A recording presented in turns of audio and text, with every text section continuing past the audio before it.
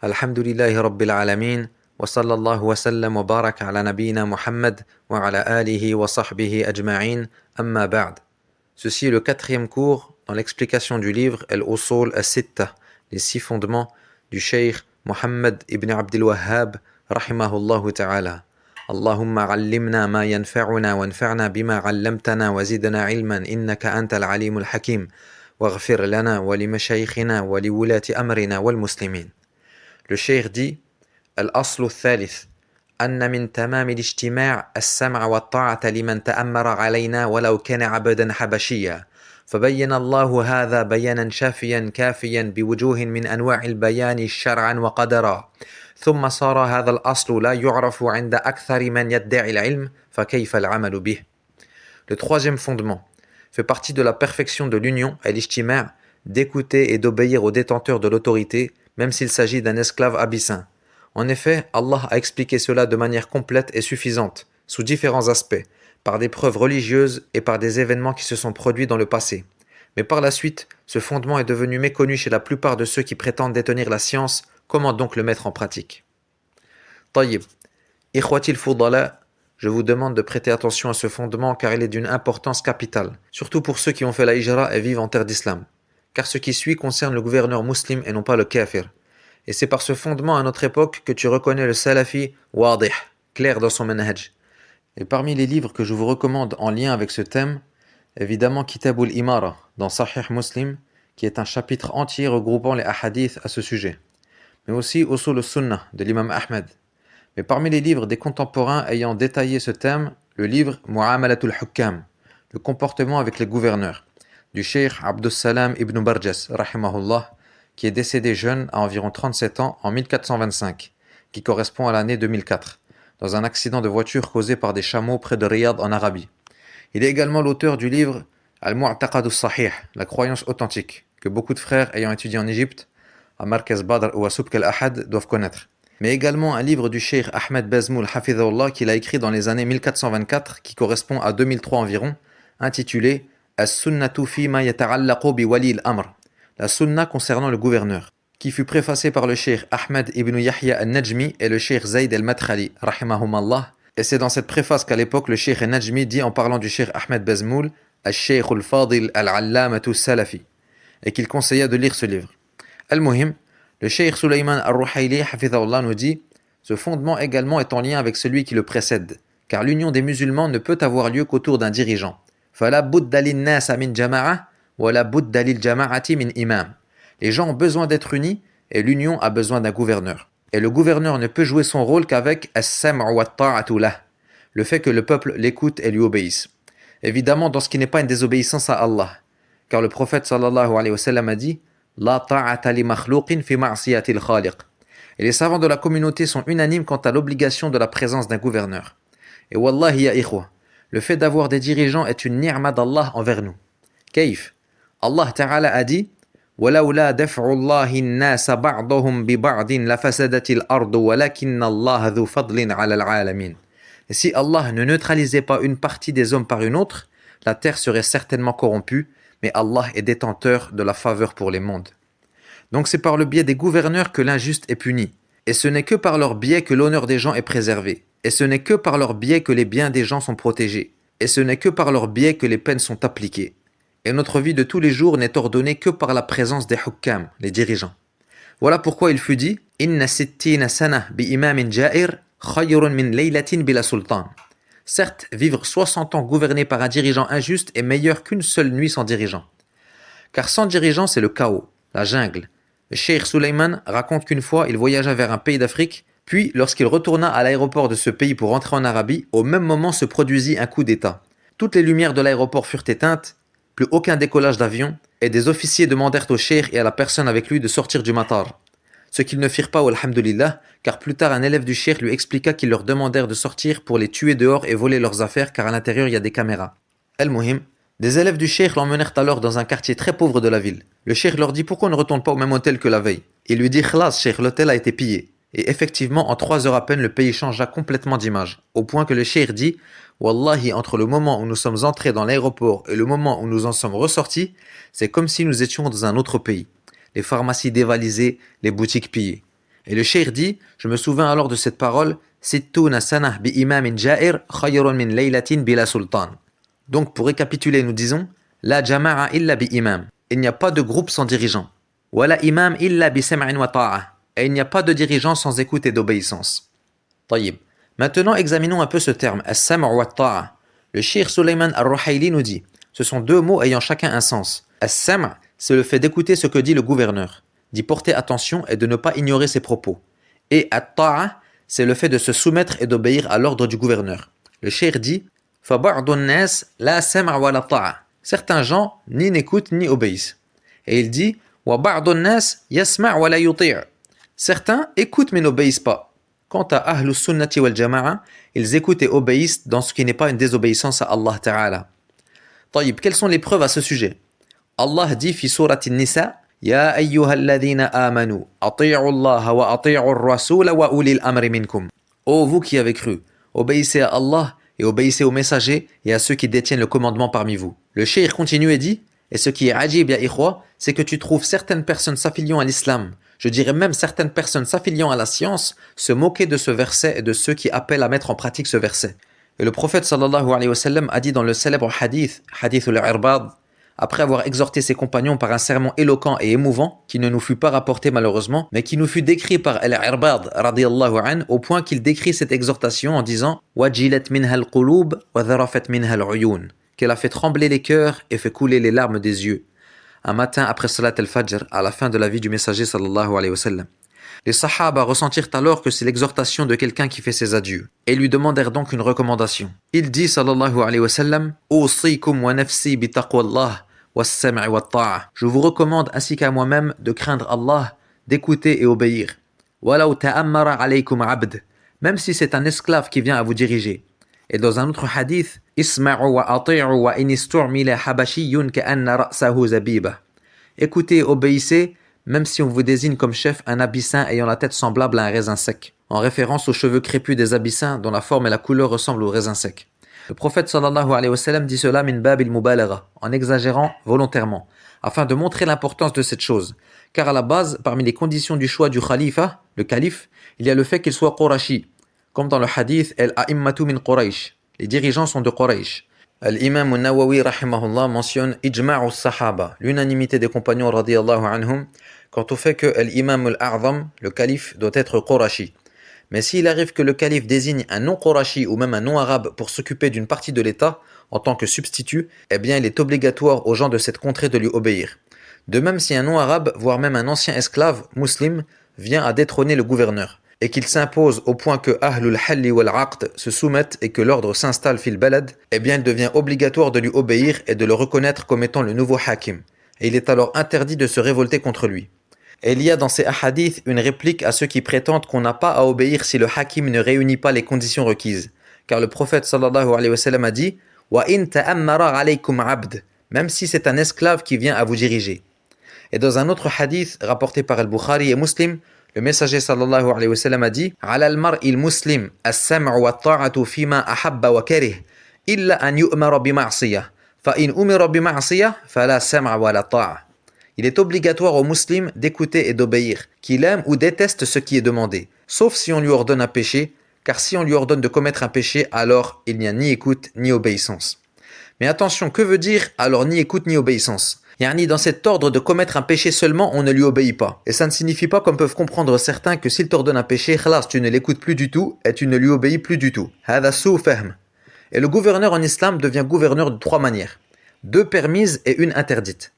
La première est l'ikhtiyar, le fait qu'il soit choisi. Qui le choisit? Non pas les gens de la masse, mais Ahlul Halli wal Aqd, qui sont en gros les savants et les gens puissants, comme les chefs de tribus dans certains pays ou comme les commandants de l'armée. Il lui porte alors allégeance, ce qu'on appelle al-bay'a, et le reste du peuple suit automatiquement sans besoin que chacun aille serrer la main du hakim. Car la bay'a se fait à la base en serrant la main, excepté les femmes qui portaient allégeance au prophète sallallahu alayhi wa sallam oralement. Donc ceci est la première manière et c'est ce qui s'est produit avec Abu Bakr as-Siddiq radiyallahu anhu après la mort du messager d'Allah sallallahu alayhi wa sallam. La seconde manière, wilayatul ahd, c'est le fait que Waliul Amr, le gouverneur lui-même, désigne son successeur en personne, comme l'a fait Abu Bakr en désignant Omar radiyallahu anhuma comme successeur au pouvoir. Et la troisième manière, qui à la base est interdite, mais qui, si elle se produit, est valide, al-ghalabatu bis-sayf. Le fait qu'un individu prenne le pouvoir de force et détrône le gouverneur en place. C'est ce qu'on appelle un coup d'État ou un putsch. Donc si cela se produit, et que le calme s'installe, et que Ahlul Halli wal Aqd, dont on a parlé, se soumettent et lui portent allégeance, eh bien il devient un hakim shar'i. Et Ahlus Sunnah sont unanimes sur cette question. Il devient alors le nouveau dirigeant et il n'est pas permis de se révolter contre lui. Le Cheikh Suleiman, dans son explication de ce livre, cite 3 manières d'arriver au pouvoir. Et dans d'autres cours, il complète en disant que peu importe la manière dont l'homme accède au pouvoir, même si elle est non légiférée comme le vote, tant que l'ordre s'installe et que les têtes du pays lui portent allégeance, il devient alors un gouverneur légiféré et il est alors interdit de se rebeller contre lui. Taïb, quel est le dalil qu'on n'a pas le droit de se révolter contre lui, même s'il ne juge pas avec les lois d'Allah? Parmi les preuves à ce sujet, le hadith de Salama, radiyallahu anha, dans Sahih Muslim, qui rapporte que son mari, le prophète sallallahu alayhi wa sallam, a dit « Innahu yusta'malu alaykum umara » Des émirs vous seront imposés par le gouverneur. « Fata'arifuna wa tunkirun » Vous approuverez certaines de leurs actions et en désapprouverez d'autres. « Faman kariha faqad bari » Celui qui déteste leurs mauvaises actions en sera certes innocenté. « Wa man ankara faqad salim » Et celui qui les réprouve ne prendra pas de péché. Et on va voir ensemble dans d'autres hadiths que cette réprobation dont il est question se fait en privé, par les moyens légiférés et non pas dans le dos de l'émir ou dans les regroupements de gens comme l'explique le cheikh Abdul Muhsin al-Abbad hafidhahullah. Puis il dit sallallahu alayhi wa sallam walakin man radiya wa taba' mais celui qui a agréé et suivi leurs mauvaises actions périra comme eux. Qalu ya Rasulallah ala nuqatiluhum Les compagnons dirent ô messager d'Allah, ne doit-on pas les combattre dans ce cas? قال لا ما صلوا Il répondit sallallahu alayhi wa sallam non tant qu'ils font la prière. Et on voit dans ce hadith le rang et l'importance qu'a la salat dans notre religion, et que celui qui la délaisse totalement est un mécréant. Et parmi les adillas également, قوله sallallahu alayhi wa sallam, من كره من أميره شيئا فليصبر فإنه من خرج من السلطان شبرا مات ميتة جاهلية. متفق عليه. Il dit quiconque déteste une chose venant de son émir, qu'il patiente, car certes celui qui sort de l'autorité d'un empan mourra alors à la manière d'une mort de l'époque anté-islamique, qu'on appelle al-Jahiliya, rapporté par al-Bukhari et Muslim. Et il y a bien d'autres hadiths à ce sujet, mais je termine avec un rapporté par Muslim. Le messager d'Allah sallallahu alayhi wa sallam a dit Yakunu ba'di a'immatun la yahtaduna bihudai. Il y aura après moi des dirigeants qui ne guideront pas par ma voie. Wa la yastannuna bi sunnati. Et ils ne suivront pas ma sunna. وَسَيَقُومُ فِيهِمْ رِجَالٌ قُلُوبُهُمْ قُلُوبُ الشَّيَاطِينِ فِي جُثْمَانِ إِنْسٍ Et il y aura parmi eux des hommes dont les cœurs sont des cœurs de démons dans des corps d'humains.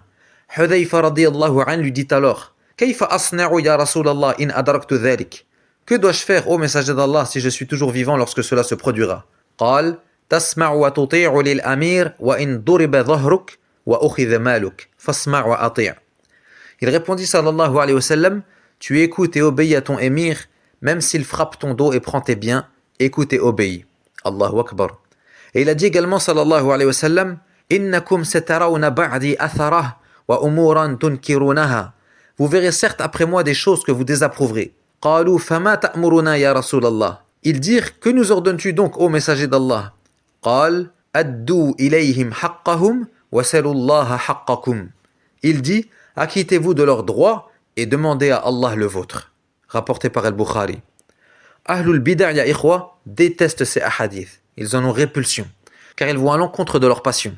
Et il leur est insupportable de les entendre. Et même certains gens de la masse, malheureusement, qui ont déteint sur eux. Et ceci est un très bon exercice pour toi. Questionne ton nefs ya Harry. Ressens-tu de la gêne à l'écoute de ces textes, ou les accueilles-tu avec une poitrine grande ouverte? Is'al nafsak. Ya Harry, celui qui t'a ordonné de prier, jeûner et faire le hajj, est le même qui t'a ordonné d'écouter et d'obéir à ton gouverneur. Is'al nafsak. Ceux qui ne voient pas ce fondement, as-sam' wa at-ta'a, sont les khawarij, qui furent appelés ainsi les annahum kharaju ala wulati al-umur wa kharaju an at-ta'a, comme a dit Cheikh Fawzan. Car ils sortirent contre les dirigeants et sortirent de l'obéissance au gouverneur. Et le premier contre qui ils sortirent est le prince des croyants Ali ibn Abi Talib radiyallahu anhu. Et parmi leurs shubuhat, ils disent tous ces gouverneurs arabes ne jugent pas avec la loi d'Allah et Allah dit dans le Coran وَمَنْ لَمْ يَحْكُمْ بِمَا أَنزَلَ اللَّهُ فَأُولَٰئِكَ هُمُ الْكَافِرُونَ. Et ceux qui ne jugent pas d'après ce qu'Allah a fait descendre, les voilà les mécréants. Shubha sah. Sauf que lorsque tu retournes au tafsir et à la compréhension des sahaba, tu trouves qu'Ibn Abbas radiyallahu anhuma fut interrogé sur ce verset et dit Man jahada ma anzala Allahu faqad kafar وَمَنْ أَقَرَّ بِهِ وَلَمْ يَحْكُمْ فَهُوَ ظَالِمٌ فَاسِقٌ. Yani celui qui renie ce qu'Allah a révélé a certes mécru. Mais celui qui approuve la révélation sans juger par elle, eh bien c'est un injuste et un pervers. Et il a dit aussi concernant ce verset, لَيْسَ بِالْكُفْرِ الَّذِي تَذْهَبُونَ إِلَيْهِ إِنَّمَا هُوَ كُفْرٌ دُونَ كُفْرٍ. Ce n'est pas la mécréance que vous imaginez, mais c'est de la mécréance en deçà de la mécréance, yani du kufr asghar qui ne fait pas sortir de l'islam. Et parmi les salafs, Tawus rahimahullah a dit لَيْسَ بِكُفْرٍ يَنْقُلُ عَنِ الْمِلَّةِ. Ce n'est pas une mécréance qui fait sortir de la religion. Et son fils Abdullah, qui était également un muhaddith parmi les tabi'in, a dit وَلَيْسَ كَمَنْ كَفَرَ بِاللَّهِ وَمَلَائِكَتِهِ وَكُتُبِهِ وَرُسُلِهِ. Ce n'est pas une mécréance comme celui qui mécroit en Allah, en ses anges, en ses livres et en ses messagers. Yani ce n'est pas du kufr akbar. Nous avons aussi Sufyan al-Thawri qui dit, d'après Jarij, d'après Ata, kufrun duna kufr. Pareil, la même chose. Donc pour résumer, ikhwa, et sans développer trop car cette mas'ala va venir dans le prochain livre qu'on va étudier ensemble, Inch'Allah, qui est Thalathatul Usul, nous disons donc, la base est que le fait de juger par autre que la loi d'Allah est une mécréance mineure, kufr asghar, qui ne fait pas sortir de l'islam, sauf si cette personne a la conviction qu'il lui est permis de juger par autre que la loi d'Allah. Dans ce cas, c'est du kufr akbar. Mais s'il juge par ces lois inventées par les hommes, par appât du gain par exemple, ou pour toucher plus d'argent, ou par passion, ou par vengeance envers une personne, tout en sachant qu'il commet un péché et que juger par la charia est obligatoire, eh bien celui-ci n'est pas sorti de l'islam. Il est fasiq, pervers et zalim, injuste. Et vu que nous autres n'avons pas ouvert la poitrine de ces hukkam pour voir quelle est leur croyance à ce sujet, eh bien on reste sur la base qui est kufr duna kufr. Car la règle dit Man thabata islamuhu biyaqin, la yazulu illa biyaqin. Celui dont l'islam est établi avec certitude, son islam ne disparaît alors que par certitude. Nous le considérons donc comme musulman et il est donc obligatoire de lui obéir dans ce qui n'est pas une désobéissance à Allah et il n'est pas permis de se révolter contre lui. Ceci est la croyance d'Ahlus Sunnati wal Jama'a. C'est la croyance des 4 imams de Cheikh al-Islam ibn Taymiyyah et de ses élèves, Ibn al-Qayyim, Ibn Kathir, al-Dhahabi, etc. Rahimallahu al-Jami'a. L'imam Ahmed rahimahullah nous dit dans son célèbre livre Usul al-Sunnah. Et quiconque se révolte contre un dirigeant parmi les dirigeants des musulmans, après que les gens se soient unis autour de lui et l'aient reconnu comme étant le calife, que ce soit par consentement ou par domination, alors celui qui se révolte a certes brisé l'unité des musulmans et a contredit les hadiths rapportés du messager d'Allah sallallahu alayhi wa sallam. Et si ce khariji meurt dans cet état de rébellion, il meurt alors à la manière de l'époque de la jahiliya. Et il n'est permis à personne de combattre le souverain ni de se rebeller contre lui. Et celui qui agit ainsi est certes un innovateur sur une autre voie que celle de la sunna et du droit chemin. Ça c'est la parole de l'imam Ahmed, surnommé Imamu Ahli Sunnati wal Jama'a, rahimahullah. Et certains savants ont déclaré mécréants ceux qui se rebellent contre le gouverneur, yani al-Khawarij, se basant sur la parole du prophète sallallahu alayhi wa sallam lorsqu'il les décrivit et dit Yaqra'una al-Qur'an la yujawizu taraqiyahum yamruquna min al-islam muruqa as-sahmi min ar-ramiyyah. Ils récitent le Coran, mais ils ne dépassent pas leur gorge. Ils sortent de la religion comme une flèche traverse sa cible, puis ils n'y reviennent pas, tout comme une flèche ne revient pas à son carquois, rapporté par Al-Bukhari. Mais la majorité des savants est d'avis qu'ils sont innovateurs mais pas mécréants. Wallahu a'lam. Et l'imam al-Tahawi rahimahullah a également dit Nous ne permettons pas la rébellion contre nos gouverneurs et nos dirigeants, même s'ils sont injustes. Nous n'invoquons pas contre eux et nous ne leur désobéissons pas. Nous considérons leur obéissance comme une obligation faisant partie de l'obéissance à Allah Ta'ala, tant qu'ils n'ordonnent pas de désobéir à Allah. Et nous invoquons Allah pour leur rectitude et leur santé. Et l'imam al-Barbahari rahimahullah a dit إذا رأيت الرجل يدعو على السلطان فاعلم أنه صاحب هوى وإذا رأيت الرجل يدعو للسلطان بالصلاح فاعلم أنه صاحب سنة إن شاء الله. Si tu vois un homme invoqué contre le gouverneur, sache qu'il est guidé par ses passions. Et si tu vois un homme invoqué pour la rectitude du gouverneur, sache que c'est un adepte de la sunna Inch'Allah. Donc invoquer contre le hakim fait partie des caractéristiques des gens de l'innovation. Et invoquer pour le hakim fait partie des caractéristiques des gens de la sunna. Et parmi les salafs aussi, Al-Fudayl ibn Iyad rahimahullah a dit لو كانت لي دعوة ما جعلتها إلا في السلطان. Si j'avais une invocation exaucée, je ne la consacrerais qu'au gouverneur. Subhanallah. Il n'a pas dit je demanderai d'entrer au paradis. Il a dit je la consacrerai au gouverneur. Car il sait que la rectitude du dirigeant entraîne la rectitude de la Ummah tout entière. Regardez le niveau de science et de piété des salafs. Et comment parler d'Al-Fudayl ibn Iyad sans parler de son incroyable tawbah? Et vous allez comprendre pourquoi nos pieux prédécesseurs sont les meilleurs hommes de notre communauté. Comme l'a dit le prophète sallallahu alayhi wa sallam, خَيْرُ النَّاسِ قَرْنِي ثُمَّ الَّذِينَ يَلُونَهُمْ ثُمَّ الَّذِينَ يَلُونَهُمْ. Les meilleurs des hommes sont ceux de ma génération, puis ceux qui la suivent, puis ceux qui la suivent. rapporté par Al-Bukhari. Al-Fudayl ibn Iyad, comme le raconte le cheikh Abdur Razak al-Badr, a passé les 40 premières années de sa vie comme faisant partie des plus grands criminels. Il était ce qu'on appelle en français bandit de grand chemin, qati' tariq, entre deux villes de Perse, et toutes les caravanes le craignaient, et il en fut ainsi jusqu'à ses 40 ans. Et une nuit, comme cela est relaté dans Siyar A'lam an-Nubala, alors qu'il escaladait le mur d'une maison pour la cambrioler comme à son habitude, où il fut dit aussi pour une servante se trouvant dans cette maison, il entendit alors quelqu'un à l'intérieur réciter le Coran fi surat al-Hadid. Et lorsqu'il récita le verset Alam ya'ni lilladhina amanu an takhsha'a qulubuhum li dhikrillah wa ma nazala min al-haqqi wa la yakunu kalladhina utul kitaba min qabl fatala alayhimul amadu faqasat qulubuhum wa kathirun minhum fasiqun.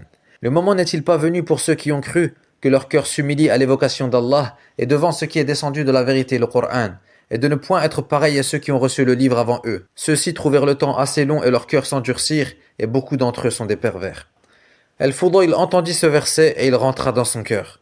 Et il fut touché à un point qu'il dit aussitôt « Bala ya Rabbi qad an » « Mais si, ô Seigneur, le moment est venu. » Il redescendit alors et marcha de nuit jusqu'à une ruine où se trouvaient des voyageurs. Il s'assit et entendit certains d'entre eux dire « Prenons la route ». Mais d'autres répondirent « Attendons jusqu'au matin car Al-Fudayl est sur la route et risque de nous attaquer. » Il se promit alors pour sa tauba d'émigrer à Mecca et d'y rester adorer Allah jusqu'à sa mort. Et c'est ce qu'il fit, un seul verset changea toute sa vie. Et à Mecca évidemment venaient tous les savants, les muhaddithoun, de qui il a pris la science, il a pris d'eux le fiqh, il mémorisa les hadiths. Et aujourd'hui il n'y a pas un livre de tafsir, de fiqh ou de hadith que tu ouvres sans y trouver des narrations d'Al-Fudayl ibn Iyad, rahimahullah. Voilà qui sont as-salafus salih, ceux à qui nous nous affilions, wallah musta'an. Tayyib. Maintenant, le Cheikh Suleiman nous met en garde contre une parole batila, qui s'est répandue dernièrement même chez des gens s'affiliant à la sunna. C'est le Cheikh qui dit ça, pas moi. Et qui est le fait de dire « Ta'atu wali al-amr mu'allalatun bil maslaha ». Yani l'obéissance au gouverneur n'est justifiée que si on y trouve un intérêt. Et le Cheikh nous dit que ceci est un asl fasid, un fondement caduc. En gros, ces gens disent que la raison qui fait qu'on obéit au gouverneur est qu'il y a pour nous un intérêt dans cette chose qui est ordonnée. Et le Cheikh cite en exemple que certaines personnes pendant la pandémie du Covid-19 ont déclaré qu'on n'avait pas à obéir au gouverneur dans certaines directives de sécurité, car selon ces gens-là, la maslaha, yani l'intérêt dans ces directives était illusoire. Le Cheikh Suleiman nous dit, nous disons non par Allah, mais plutôt ta'atu wali al-amr mashrutatun bi alla takuna fi ma'siyah. L'obéissance au gouverneur est conditionnée par le fait que cet ordre ne soit pas une désobéissance.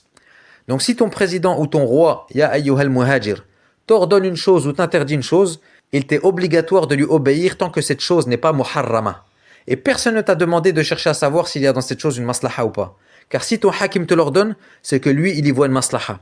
Et pour ceux qui disaient pendant le corona, nous, on n'obéit pas au gouverneur dans le fait de prier avec distanciation car c'est une désobéissance au prophète sallallahu alayhi wa sallam, premièrement, de nombreux savants comme l'imam Ahmed, al-Shafi'i et d'autres ont estimé que l'espace vide entre chaque prieur ne doit pas dépasser 3 coudées, c'est-à-dire environ 1,50 m.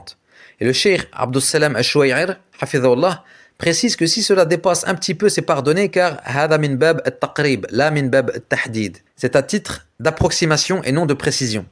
Deuxièmement, même si on considère que prier distancé lors du corona n'est pas une darura, eh bien, il n'y a pas que la darura qui fait tomber les obligations, mais également al-haja, le besoin, comme l'a dit Cheikh al-Islam, rahimahullah. Et il cite en exemple salatul khawf, la prière en état de peur, comme lors d'une guerre, où l'obligation d'être collé disparaît. Et il cite également celui qui prie seul derrière le rang car il n'a pas trouvé de place. Il est donc excusé pour ce besoin, et aucun doute que s'écarter les uns des autres lors d'une pandémie comme le Covid-19 qui a fait des millions de morts est au minimum un besoin, même si ce n'est pas une nécessité. Donc pour ceux qui considèrent que prier distancé est égal à prier seul derrière le rang, et que la prière de celui qui prie seul derrière le rang est batila, comme c'est l'avis d'Ibn Hazm, eh bien Ibn Hazm lui-même, malgré cela, dit que si cet homme ne trouve pas de place dans le rang devant lui, eh bien il prie seul derrière et sa prière est valide car il a une excuse. Troisièmement, Allah subhanahu wa ta'ala a dit Ya ayyuhalladhina amanu khudhu hidrakum. Oh vous qui avez cru, prenez vos précautions. Et le prophète sallallahu alayhi wa sallam a dit La darar wa la dirar. Pas de nuisance ni de préjudice. Hadith ma'rouf. Quatrièmement, parmi les qawa'id bien connus dans notre religion, idha daqa al-amru tasa'. Si la situation se resserre, elle s'élargit. Désolé pour la traduction approximative. Également, al-mashaqqatu tajlibu at-taysir. La difficulté engendre la facilité. Wa qa'idat akhaffu ad-dararain. La règle du moindre mal. Et pas de doute qu'entre le fait de prier distancé et le fait de délaisser la prière au masjid, eh bien le moindre mal est de prier distancé. Car al-jama'a est plus importante que de prier collé. La preuve, salat al-khawf, comme a dit Ibn Taymiyyah. Et ces choses-là, ikhwa, je ne les sors pas de mon sac, je les ai entendues de ma chère, bien sûr. Cinquièmement, ils ont dit, il y avait des cas de lèpre à l'époque des Sahaba et il n'est pas rapporté qu'ils priaient distancés. Le cheikh Suleyman répond, ils n'avaient pas connaissance à l'époque que les virus et les microbes peuvent s'attraper rien qu'en se tenant les uns près des autres. Ceci est une chose qui fut découverte avec la science moderne. Et sixièmement, après tout ça, en admettant qu'un frère, nouveau dans l'istiqama, qui a entendu un savant dire que salat batila, et qui n'a pas étudié adab al-khilaf, le comportement lors de la divergence, et qui n'accorde aucune importance à ce que disent tous les autres savants de la terre quasiment, al-muhim qui ne veut rien savoir, cette manière de prier pour lui est caduque, taïb. Mais dans ce cas, akhi, ne viens pas faire la fitna à la mosquée. Wallahi ikhwa, en Algérie, pendant le corona, des frères se disant salafi venaient bis-safe, comme on dit, prier collés entre eux dans le masjid, alors que tous les autres prient écartés d'1,50 m. Ceci est une cause de fitna, et une cause de donner une mauvaise image des frères aux gens de la masse, et surtout une cause de fermeture de la mosquée, wal'iyadu billah. Lorsque Mu'adh, radiyallahu an, qui priait en tant qu'imam, allongea la prière au point qu'un homme sortit de la salat et alla se plaindre au messager sallallahu alayhi wa sallam, qu'est-ce que lui a dit le prophète? Afattan anta ya Mu'adh? Es-tu un semeur de troubles, ô Mu'adh? Donc non seulement ils viennent avec un qawl da'if, car excusez-moi mais c'est un avis faible, c'est pas moi qui le dis, d'ailleurs les savants ont été très étonnés d'entendre un avis pareil, au point que Cheikh Al-Fawzan, lorsqu'on lui demanda « Que pensez-vous d'un homme qui prie chez lui car elle considère que la prière avec distanciation n'est pas permise ?» Et remarquez que le questionneur n'a même pas dit qu'elle est invalide, il a juste dit qu'elle n'est pas permise. Le cheikh a répondu « Celui-là est excusé pour son ignorance, s'il est ignorant, et s'il le fait volontairement, eh bien c'est la yajouz, pas permis. » Et le cheikh Salih al-Suhaymi, hafidhahullah, concernant cet avis, a dit carrément « Hada dalal », ceci est un égarement. Et pour la faïda, le cheikh Salih al-Usaymi, hafidhahullah, nous explique que si des savants mujtahidoun divergent sur une mas'ala ijtihadiyya, eh bien l'avis que choisit Waliul Amr, le dirigeant, doit être appliqué dans le pays. Et ça ne veut pas dire que les autres avis sont faux, mais on applique l'avis qu'a choisi Waliul Amr, sinon c'est le fawda. Et quant à la parole de certains qui disent « Notre président ne s'est pas basé sur les avis des savants pour ordonner cette façon de prier », Wallahi kalam ajib. Qui t'a demandé de rentrer dans la niya de ton gouverneur et de chercher à savoir comment il a pris sa décision? Tu es parti vérifier les dates pour affirmer qu'il a ordonné ça avant la fatwa de Kibar al-Ulama ou même d'un autre comité de savants? Peut-être qu'il suit un madhab qui ne considère même pas obligatoire le fait de prier collé aslan. Donc pour revenir au sujet du livre, l'écoute et l'obéissance aux dirigeants est obligatoire tant que ce n'est pas une désobéissance à Allah. La ta'ata li makhlouqin fi ma'siyati al-khaliq. Taïb, akhana al-fadil. Nous allons maintenant rentrer dans des masaïl qui sont pointilleuses mais très importantes et qui peuvent paraître ambiguës pour celui qui ne les maîtrise pas du fait que plusieurs personnes de science s'y sont mépris. Mais avant de rentrer dans ces sujets, il faut absolument que tu t'accroches aux preuves et que tu délaisses toute ta vie personnelle, ou ijtihad, ou ta'assub de quelconque savant. Wa an tu'azzim ad-dalil, et que tu magnifies les textes des deux révélations dans ton cœur.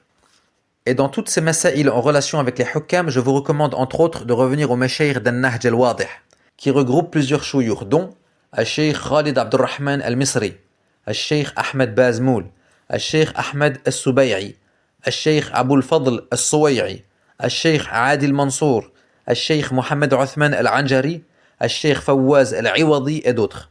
Hafidhahumullah. Ils ont de nombreuses conférences et séminaires particulièrement dans les sujets de Aqida et de Manhaj, et de nombreux rudoud ala ahli al-bida' parmi les Khawarij, les Ikhwan et ceux qui ont été influencés par les idées des Ikhwan. Malheureusement, à ma connaissance, il n'y a pas encore de traduction en français de ces conférences, wallahu a'lam. Ceci dit, parmi les erreurs dans lesquelles sont tombés certains savants, leurs paroles concernant les gouverneurs de pays musulmans qui ne jugent pas avec la charia, ils ont dit « Nous ne les déclarons pas mécréants, nous les reconnaissons comme étant des dirigeants légiférés, nous les écoutons et leur obéissons, mais nous ne leur portons pas allégeance, car ils ne jugent pas avec la loi d'Allah. » Cette parole et cette croyance est une erreur, et certains ont même dit une bid'a, comme on va le voir. Pourquoi? Parce qu'il n'y a pas de différence entre al-bay'a, l'allégeance, et as-sam'u wa ta'a, l'écoute et l'obéissance. Al-Sheikh Salih al-Sheikh, hafidhahullah, a dit dans son explication de l'Arba'in al-Nawawiyya, l'écoute et l'obéissance sont deux droits du dirigeant, et ils font partie des fruits de la bay'a, car al-bay'a est un contrat et un pacte sur le fait d'écouter et obéir. Et la bay'a du peuple suit automatiquement la bay'a d'ahlul halli wal aqd. Il n'y a donc pas de différence entre as-sam'u wa ta'a et al-bay'a. Et celui qui fait une différence entre ces deux choses n'a avec lui aucune preuve de la sunnah du prophète sallallahu alayhi wa sallam, ni des sahaba, ni de leurs élèves, ni de ahlus sunnati wal jama'a. Je vous ai résumé sa parole pour ne pas faire trop long et celui qui le souhaite peut revenir à son explication du hadith numéro 28 d'Al-Arba'in. Il y a en ce sens plusieurs hadiths, dont hadith Ubadah ibn Samit radiyallahu anhu, qui se trouve dans Sahih al-Bukhari, dans lequel il a dit en parlant du messager sallallahu alayhi wa sallam: Bay'ana ala as-sam'i wa at-ta'a fi man shatina wa makrahina. Il a reçu notre allégeance sur le fait d'écouter et obéir dans ce que nous aimons et détestons. Et Ibn Umar radiyallahu anhuma également a dit dans Sahih al-Bukhari: Kunna nubayi'u an-nabiy sallallahu alayhi wa sallam ala as-sam'i wa at-ta'a wa yulaqinuna fi ma istata'at. Nous portions allégeance au prophète sallallahu alayhi wa sallam sur le fait d'écouter et obéir, et il nous enseignait dans la mesure de vos capacités. Et concernant Al-Bay'a, le cheikh Ubayd al-Jabiri, rahimahullah, lorsqu'il fut questionné par des Marocains sur ceux qui disent chez eux: Nahnu lam nubay'a, nous n'avons pas porté allégeance nous. Eh bien le cheikh rahimahullah répondit: Al-Bay'atu bay'atan. L'allégeance est de deux types. Une allégeance orale accompagnée du serrage de main du gouverneur ou de son remplaçant, et celle-ci est un fard kifaya. C'est-à-dire que si une partie des gens le font, comme Ahlul Halli wal Aqd, eh bien elle implique le reste du peuple. Et le second type, Bay'atu i'tiqad, c'est le fait de croire en son cœur que cet homme est bien le gouverneur du pays. Et celle-ci est un fard ayn, c'est-à-dire une obligation à chaque musulman. Car le prophète sallallahu alayhi wa sallam a dit: Man mata wa laysa fi unuqihi bay'a, mata mitatan jahiliya. Quiconque meurt sans avoir d'allégeance est certes mort à la manière de l'époque de la jahiliya, rapporté par Muslim. Et entre parenthèses, ikhwa, hunaka mas'ala wa hiya: à qui doit porter allégeance celui qui vit en terre de kufr? Réponse du cheikh Sulayman al-Ruhayli hafidhahullah. Il dit: si ce musulman résidant dans un pays mécréant possède également la nationalité d'un pays musulman, eh bien il doit se considérer comme étant sous l'autorité du gouverneur de ce pays. Et s'il ne possède pas de nationalité autre que celle du pays de kufr, eh bien il doit avoir la niya que dès qu'il le pourra, il portera allégeance à un gouverneur musulman, et cela lui suffit car Allah dit: Fattaqullaha mastata'tum. Craignez donc Allah autant que vous le pouvez. Pour revenir à la parole du prophète sallallahu alayhi wa sallam, Man mata wa laysa fi unuqihi bay'a mata mitatan jahiliya, le cheikh Khalid Abdurrahman al-Misri hafidhahullah a dit en commentaire de ce hadith: et ceci est un fondement parmi les fondements bien connus d'Ahli Sunnati wal Jama'a. Et il n'est donc pas permis à un musulman de vivre sans porter dans son cœur allégeance au gouverneur des musulmans. Sans quoi, wal'iyadu billah, il mourra à la manière de la jahiliya. Peu importe qui est ce hakim, pieux ou pervers, qu'il juge par la loi d'Allah ou pas. Alayhim ma hummilu wa alaykum ma hummiltum. Comme a dit le messager sallallahu alayhi wa sallam. À eux ce qu'ils ont à faire et à vous ce que vous avez à faire. Yani Allah leur a imposé à eux al-adl, la justice. Et il vous a imposé à vous as-sam' wa ta'a, l'écoute et l'obéissance. Dans ce qui n'est pas haram évidemment. Puis le cheikh argumenta par la parole du prophète sallallahu alayhi wa sallam dans Sahih Muslim concernant certains futurs dirigeants. Yastannuna bi ghayri sunnati wa yahduna bi ghayri hadi. Ils suivent une autre sunna que la mienne et guident selon une autre guidée que la mienne. Et malgré cela, il n'a pas rendu caduque leur wilaya, ni leur bay'a, sallallahu alayhi wa sallam. Et il a certes rendu as-sam' wa ta'a ainsi que le bay'a indissociables, comme dans les deux sahih, lorsqu'il dit: Sachez que quiconque étant sous l'autorité d'un dirigeant et voit ce dernier commettre un acte de désobéissance à Allah, qu'il réprouve ce péché. Wala yanza'anna yadan min ta'a. Littéralement, et qu'il ne retire pas sa main de son obéissance. Et ici, le prophète sallallahu alayhi wa sallam a cité la main, car à la base, al-bay'a se fait en prenant la main du hakim. Le cheikh dit: il n'y a donc pas dans la religion des musulmans d'écoute et d'obéissance sans allégeance, car les deux sont indissociables. Puis il dit: donc si tu veux rendre la chose semblable à celui qui vit en terre de kufr, et qui écoute et obéit, non pas par allégeance, mais parce qu'il est contraint et dominé. Comme un chrétien par exemple, vivant là-bas, qui se convertit et n'a pas la capacité d'émigrer vers une terre d'islam. Eh bien il écoute et obéit, mais par contrainte, car il est impuissant. Eh bien si tu veux rendre le hakim musulman ne jugeant pas avec la loi d'Allah au même niveau que l'autre kafir, yani tu écoutes et obéis mais sans porter allégeance, juste pour repousser son mal, cela implique donc que tu ne le considères pas comme un hakim shara'i. Et que si la contrainte est levée, et le mal repoussé, eh bien tu peux te rebeller contre lui car ce n'est pas un gouverneur légiféré pour toi. Et celui qui parvient à cette déduction a certes abouti à la parole des Khawarij. Et le cheikh continue en disant: et certains peuvent dire: ce hakim ne juge pas avec la loi d'Allah, alors sur quoi est-ce que je vais lui porter allégeance? Nous répondons: tu lui portes allégeance sur le Coran et la Sunna. Qu'il les mette en pratique ou pas, tu lui portes allégeance sur le fait que tu le considères comme hakim shara'i. S'il t'ordonne le convenable, tu obéis, et s'il t'ordonne le blâmable, tu n'obéis pas. À lui ce qu'il a à faire et à toi ce que tu as à faire. En 1440, qui correspond à l'année 2018, les Mashaykh d'An-Nahj al-Wadih firent une conférence téléphonique de plus de 2 heures intitulée Hal lil hakim al-muslim bay'atun idha hakama bighayri ma anzala Allah. Est-ce qu'on porte allégeance aux dirigeants musulmans s'ils jugent par autre que la loi d'Allah? Et parmi ce que j'ai pu retenir, le Cheikh Fawaz al-Iwadi a dit concernant cette parole, ceci est la parole des Khawarij. Et cette chose n'était pas connue des Sahaba. Plutôt les Sahaba voyaient que ce dirigeant, du moment qu'il est musulman, on lui porte allégeance. Et ceci est la croyance des Salaf. Puis il dit, mais cette bid'a s'installa dans le cœur de certaines personnes s'affiliant à la Sunna. Et je répète que cette conférence date de 2018, qu'on ne vienne pas nous dire qu'ils font du torn sur Fulan ou Illan. Le Cheikh Adil Mansour al-Basha également a dit lors de cette conférence, cette parole est une contradiction et mêle le haqq au batil. Puis il dit, parmi les causes menant à cette parole, le fait que certaines âmes de personnes s'affiliant à la Sunna, bien qu'ils aient passé des années sur la Sunna, demeurent imprégnées d'une tendance au takfir, au khuruj ala al-hakim et aux résidus de groupes islamiques militants. Également le Cheikh Ahmed al-Subay'i a dit, et porter allégeance ne signifie pas, comme essayent de le faire croire certains, que chaque musulman aille voir le hakim et lui donne allégeance en personne. Non. Automatiquement, à partir du moment où il a pris le pouvoir, tu te dois de lui porter allégeance en le considérant comme ton gouverneur. On ne te donne pas le choix de porter allégeance ou pas. Et le Cheikh Mohamed Uthman al-Anjari a dit toujours dans la même conférence, et en des clairs termes, en citant les noms, nous disons, au Koweït, le gouverneur al-Cheikh Nawaf al-Ahmad al-Sabah, waffaqahu Allahu ila kulli khayr, qu'Allah le guide vers tout bien. En Égypte, le président al-Sisi, waffaqahu Allahu ila kulli khayr. Fi Saoudia, le roi Salman, waffaqahu Allahu ila kulli khayr. Et il cite comme ça les gouverneurs des pays arabes un par un.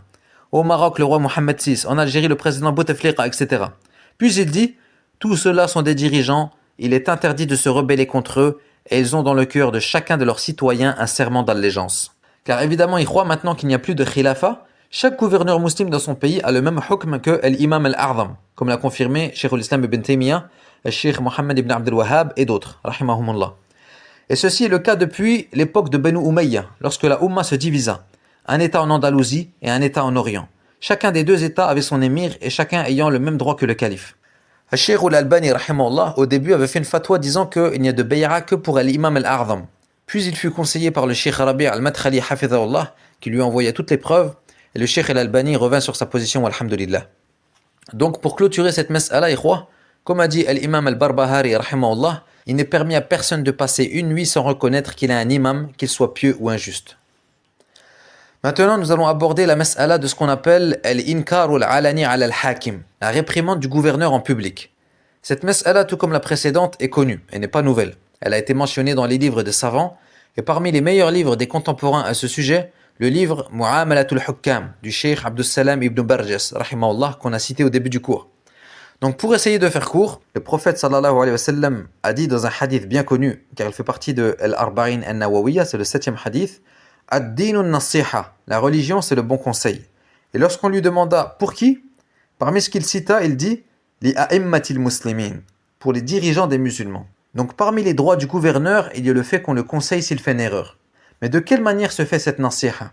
La réponse se trouve dans le hadith de Iyad ibn Ghanam, rapporté par l'imam Ahmed dans son Musnad et authentifié par le Cheikh al-Albani, dans lequel le messager d'Allah sallallahu alayhi wa sallam a dit Man arada an yansaha li dhi sultanin bi amr fala yubdilahu alaniya walakin liya'khudh bi yadihi falyakhluwa bih fa in qabila minhu fadhak wa illa kana qad adda alladhi alayh. Celui qui souhaite conseiller une personne d'autorité comme le gouverneur ou ses émirs sur une affaire, qu'il ne le fasse pas en public, mais plutôt qu'il le prenne par la main et s'isole avec lui. S'il accepte son conseil, tant mieux, et s'il n'accepte pas, il aura alors accompli son devoir. Dans ce hadith, le prophète sallallahu alayhi wa sallam a donc interdit de conseiller le hakim en public, et également nous a clarifié de quelle manière ce conseil doit être fait, c'est-à-dire en privé, comme l'a fait le sahabi Usama ibn Zayd radiyallahu anhuma dans Sahih al-Bukhari, lorsqu'on lui dit « Ne veux-tu pas aller voir Uthman pour lui parler ?» Pour le conseiller, à l'époque où c'était lui Amir al-Mu'minin, le prince des croyants, il répondit « Pensez-vous que je ne lui parle que lorsque vous m'entendez ? Par Allah, je lui ai parlé en privé, sans avoir à ouvrir une porte que je n'aimerais pas être le premier à ouvrir. » L'imam Ibn Baz, rahimahullah, a dit en commentaire de ce athar, lorsqu'ils ouvrirent la porte du mal à l'époque de Uthman radiyallahu anhu, et qu'ils le critiquèrent publiquement, cela entraîna la discorde, les combats et la corruption, dont les conséquences persistent encore aujourd'hui, jusqu'à ce qu'arriva la fitna entre Ali et Muawiyah. Donc Uthman et Ali furent tués en raison de ces événements, ainsi qu'un grand nombre de compagnons et d'autres à cause de l'inkar al-alani, la critique en public, et le fait de citer les défauts ouvertement, au point qu'ils le tuèrent, nas'alullah al-afiyah. Et le Cheikh Al-Albani a dit en commentaire de ce athar également dans son livre Mukhtasar Sahih Muslim. Il, yani Oussama ibn Zayd, signifie le fait de publiquement réprimander les émirs, car il y a dans la réprimande en public ce dont on redoute les conséquences, comme ce qui s'est produit lors de la réprimande publique contre Uthman qui a conduit à son assassinat. Fin de sa parole. Et Omar ibn al-Khattab radiyallahu anhu a dit comme rapporté dans Az-Zuhd: Ô peuple, nous avons certains droits sur vous, le conseil en cachette et l'entraide dans le bien. Et Saïd ibn Jubayr rapporte qu'un homme dit à Ibn Abbas radiyallahu anhuma: Est-ce que j'ordonne le convenable à mon dirigeant? Il répondit: Si tu as peur qu'il ne te tue, ne le fais pas. Et si tu dois vraiment le faire, eh bien fais-le entre toi et lui, et ne médis pas sur ton dirigeant. Donc nous constatons qu'Ibn Abbas radiyallahu anhuma confirme et appuie awalan le hadith du prophète sallallahu alayhi wa sallam et également le athar d'Oussama ibn Zayd radiyallahu anhu. Et il y a un tabi'i qui s'appelle Sa'id ibn Jumhan rahimahullah qui a dit: Je suis allé voir Abdullah ibn Abi Awfa radiyallahu anhu alors qu'il avait perdu la vue. Je l'ai salué et il m'a demandé: Qui es-tu? Je répondis: Je suis Sa'id ibn Jumhan. Il me demanda alors: Qu'est-il arrivé à ton père? Je répondis: Les Azariqa l'ont tué. C'est une branche des Khawarij. Il dit: Qu'Allah maudisse les Azariqa, qu'Allah maudisse les Azariqa. Le messager d'Allah sallallahu alayhi wa sallam nous a dit qu'ils sont les chiens de l'enfer. Je lui demanda alors: Uniquement les Azariqa ou tous les Khawarij? Il répondit: Plutôt tous les Khawarij. Je lui dis ensuite: Mais le gouverneur opprime les gens et agit injustement avec eux. Et là, écoutez bien ce que va dire et faire ce sahabi lorsqu'il entend cette parole. Il saisit alors la main d'Ibn Jumhan, la serra fermement et dit: Malheur à toi, ya Ibn Jumhan. Alayka bis sawadil a'zam, alayka bis sawadil a'zam. Reste attaché à la grande majorité, reste attaché à la grande majorité. Si tu sais que le gouverneur t'écoute, rends-toi chez lui et informe-le de ce que tu sais. S'il accepte ton conseil, tant mieux, sinon laisse-le car tu n'es pas plus savant que lui. Ce athar se trouve dans le Musnad de l'imam Ahmed rahimahullah. Et l'imam al-Shawkani rahimahullah a dit dans son livre As-Sayl al-Jarrar: Il incombe à celui qui constate une erreur du dirigeant dans certaines masaïl de le conseiller avec bienveillance, sans afficher publiquement sa critique devant tout le monde, mais plutôt comme cela est rapporté dans le hadith, qu'il le prenne par la main, s'isole avec lui prodigue son conseil et qu'il n'humilie pas sultan Allah, yani celui à qui Allah a donné le pouvoir. Et le Cheikh As-Sa'di rahimahullah a dit dans son livre Ar-Riyad al-Nadira que celui qui voit chez eux, yani al-Hukkam, ce qui n'est pas permis, les avertisse en secret et non en public, avec douceur et de manière qui convient à leur rang. Fin de citation. Donc pas de doute que ceci est la méthode des salafs comme on vient de le voir. Le Cheikh Ahmed Bezmoul a dit dans son livre As-Sunnatu fima yata'allaqu bi wali al-amr: Le fait de conseiller le gouverneur en secret est un fondement parmi les fondements du manhaj salafi, qui fut contredit par les gens des passions et des innovations comme les Khawarij, car la base dans le fait de conseiller wali al-amr est de le faire en secret et de ne pas rendre cela public. Puis il dit: Le conseil fait au gouverneur à 4 cas, et nous allons voir qu'il n'y en a qu'un seul parmi les 4 qui est autorisé. Le premier cas, Nasihatu wali al-amr fima baynahu wa bayna an-nasih sirran, que le gouverneur soit conseillé en secret. Le deuxième cas, Nasihatu wali al-amr amama an-nasi alaniyah bihadratihi ma'a imkani nushihi sirran, que le gouverneur soit conseillé devant les gens publiquement et en sa présence alors qu'il y a possibilité de le conseiller en secret. Le troisième cas, que le gouverneur soit conseillé en secret, puis que le conseiller aille raconter cela aux gens. Et le quatrième cas, al-inkaru ala sultani fi ghaybatihi min khilal al-majalis wal-mawa'id wal-khutab wal-durus wa nahwiha.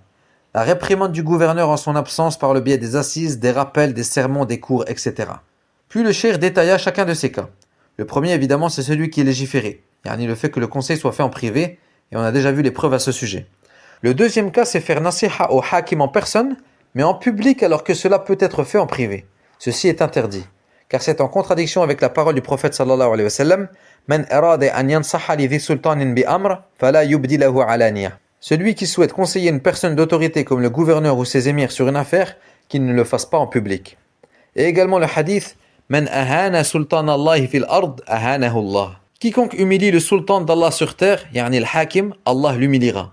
Rapporté par At-Tirmidhi et authentifié par Cheikh Al-Albani. Le Cheikh Mohammed ibn Abdul Wahhab rahimahullah a dit: Si un mal est fait par un émir ou autre, il doit être conseillé avec douceur et en secret sans que personne ne le sache. S'il accepte, tant mieux. Et dans le cas contraire, que la personne lui envoie un autre conseiller de qui il sera plus à même d'accepter la nasiha. Et s'il n'accepte toujours pas, on peut alors faire la réprimande en public, sauf si cette personne conseillée est un émir, dans ce cas qu'il vienne me rapporter l'affaire en secret. Ensuite, le troisième cas cité par le cheikh, c'est celui qui conseille le hakim en privé, puis qui va raconter aux gens qu'il l'a conseillé. Ceci est interdit également car cela contredit le hadith de Iyad précédemment cité, et c'est une humiliation du sultan, et en plus de ça, ça rentre dans l'ostentation. Et enfin, le quatrième cas, c'est le fait de conseiller ou réprimander le gouverneur en son absence, que ce soit dans les assises, dans les rappels, dans les sermons, etc. Et bien sûr, ceci est haram à plus forte raison. Car premièrement, cela révèle de la propagation de la turpitude. Et ceci est interdit car Allah Ta'ala dit إِنَّ الَّذِينَ يُحِبُّونَ أَن تَشِيعَ الْفَاحِشَةُ فِي الَّذِينَ آمَنُوا لَهُمْ عَذَابٌ أَلِيمٌ فِي الدُّنْيَا وَالْآخِرَةِ. Ceux qui aiment que la turpitude se propage parmi les gens auront un châtiment douloureux ici-bas comme dans l'au-delà. C'est interdit aussi car cela est en opposition avec le hadith de Iyad, mais aussi avec la méthode des salaf dans la façon de conseiller Wali al-Amr. Et c'est aussi une humiliation du hakim, et car cela conduit à faire couler le sang des musulmans. Le cheikh Ahmad ibn Yahya al-Najmi rahimahullah a dit « La réprimande publique des gouverneurs est une chose innovée et ne fait pas partie des fondements de la sunna. » Le cheikh Mohammed Bazmoul, hafidhahullah, qui est le frère du cheikh Ahmed Bazmoul, mais également le mufti actuel de Mecca, a dit aussi que ceci est une bid'a. Quant au hadith que certains utilisent pour justifier al-inkar al-alani en absence du dirigeant qui dit « Afdalul jihadi kalimatu haqqin 'inda sultanin ja'ir » le meilleur des djihad est une parole de vérité auprès d'un dirigeant injuste, authentifié par le cheikh al-Albani, eh bien ce hadith est en réalité une preuve contre eux, car le prophète sallallahu alayhi wa sallam a dit « 'Inda sultanin ja'ir » et le sens de « 'inda » en arabe est connu, c'est-à-dire auprès du gouverneur et non pas dans son dos. Comme l'ont expliqué al-Sheikh Ubayd al-Jabiri rahimahullah, al-Sheikh Raslan et beaucoup d'autres. Et à ce sujet, le Sheikh Abdurrazzaq al-Badr hafidhahullah a dit en parlant de ce hadith, le prophète sallallahu alayhi wa sallam a dit « 'Inda sultan » auprès d'un gouverneur et non pas sur le minbar. Comment peut-on comprendre le hadith hors de son contexte et à la fois se détourner d'un autre authentique et clair? Man arada an yansaha li dhi sultanin bi amr fala yubdi lahu alaniya. Fin de sa parole, dans une conférence en 1431 correspondant à l'année 2010. Certains argumentent également par le hadith d'Abi Sa'id al-Khudri, radiyallahu anhu, lorsque Marwan ibn al-Hakam, qui était l'émir de Médine à l'époque du khilaf de Muawiyah radiyallahu anhu, a fait précéder la khutbah du Eid à la salah. Alors que comme vous le savez, la sunna Yom al-Eid, c'est le contraire de Yom al-Jumu'ah. C'est-à-dire qu'on commence par salat al-Eid, puis l'imam fait son sermon. Mais Marwan commença par la khutbah au lieu de la salat, et Abu Sa'id le réprimanda pour ceci. Taïb. Sauf que dans une narration du Sahih de Muslim, Abu Sa'id radiyallahu anhu dit فَخَرَجْتُ مُخَاسِرًا مَرْوَانَ حَتَّى أَتَيْنَا الْمُصَلَّى. Je suis sorti en tenant Marwan par la main jusqu'à ce que nous atteignions le lieu de prière. Et je vis que Kathir ibn Salt avait construit un minbar en argile et en torchis. Et à ce moment, Marwan me tira par la main comme pour m'entraîner en direction du minbar, alors que moi je le tirais par la main en direction du lieu de prière. Et lorsque je vis cela, je lui dis « Où est le fait de débuter par la prière ?» Il me répondit « Ya Aba Sa'id, ce que tu connais a certes été délaissé. » Je lui dis alors « Non, par celui qui détient mon âme dans sa main, vous ne venez certainement pas avec meilleur que ce que je connais. » Il le dit 3 fois puis parti. Donc, comme l'a dit entre autres le cheikh Ubayd al-Jabiri ainsi que le cheikh Ibrahim al-Muhammid, cette conversation entre eux était privée, même si les gens les voyaient. Et le cheikh Mohammed Bazmoul aussi dit que c'est ce qui est apparent. Et en admettant que les gens aient entendu cet inkar, et donc qu'il soit public, eh bien il est probable tout simplement que le hadith de Iyad n'était pas parvenu à Abu Sa'id. Et en admettant que cette nasiha ait été faite en public, et qu'Abu Sa'id connaissait le hadith, eh bien comme cela est connu, la parole ou l'acte d'un compagnon n'est pas considéré comme une preuve s'il est en contradiction avec celle d'un autre compagnon. Que dire s'il est en contradiction avec la parole du prophète sallallahu alayhi wa sallam? Et le cheikh Zayd al-Madkhali rahimahullah a dit sur ce athar, ceci est un ijtihad personnel qu'on ne peut pas utiliser comme preuve, sachant que les fondements incontestables indiquent que le conseil du gouverneur se fait en privé. Et écoutez ce qu'a dit l'imam al-Salih, Muhammad ibn Salih, comme le disait souvent Cheikh Raslan, hafidhahullah, parlant du cheikh Ibn Uthaymin rahimahullah. Ibn Uthaymin a dit « Tout ce qui est rapporté comme inkar alani venant des salaf se produisit en présence de l'émir. » Et ikhwa, il est important ici de différencier entre al-inkar al-fa'il, réprimander celui qui fait l'acte, et inkar al-munkar, réprimander l'acte lui-même.